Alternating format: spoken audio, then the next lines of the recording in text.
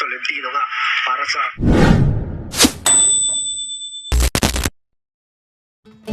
Good day mga ka-sports natin dyan. Final Game 2 para nga sa Battle for Bronze ng Choco Mucho at ng Creamline. Sa set 1 pa lamang ng salpukan nila ay nagkakainitan na agad itong si Cici Rondina at Tots Carlos.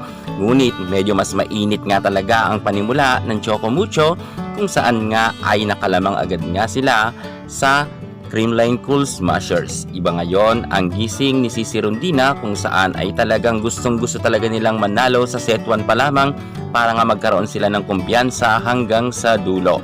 Matatandaan kasi natin na kapag matalo na nga ngayon ang Choco Mucho ay wala na silang pag-asa nga para sa gold medal. Pero kapag natalo nila ngayong gabi ang Creamline ay may pag-asa pa sila para sa Game 3. Pero syempre alam rin natin na hindi rin talaga basta-basta ang pagdadaanan ng Choco Mucho, lalo't puro star player nga ang nakababad nga ngayon sa Creamline. Pero kitang-kita rin natin na talagang lamang na nga ngayon ng 3 puntos ang Choco Mucho bago nga magtapos ang first technical timeout. Naghihiyawan nga ngayon ang mga fans nga ni Boss D.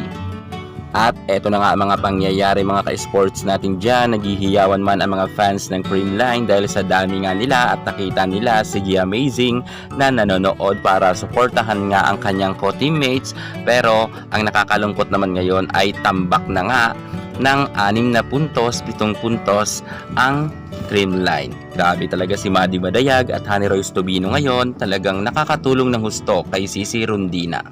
Nagtuloy-tuloy nga ang magandang galawan sa loob ng court ng kupunan nga ni Cici Rondina kung saan nakakasabay nga sa kanya ang kanyang buong kupunan.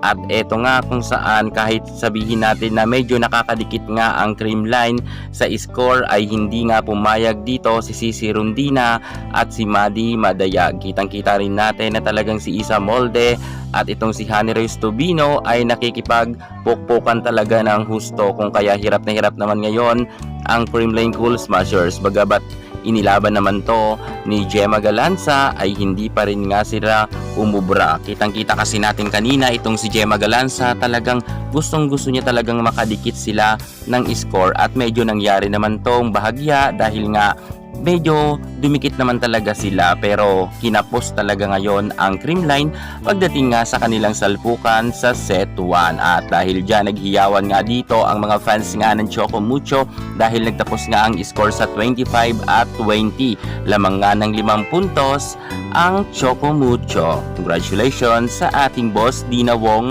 sapagkat nga naitawid nila ang unang panalo sa set 1. Bumawi kaya ang Creamline Cool Smashers pagdating sa set 2 or muling ubi team ang mananalo? Yan ang ating pakakaabangan. Good fight, Titans!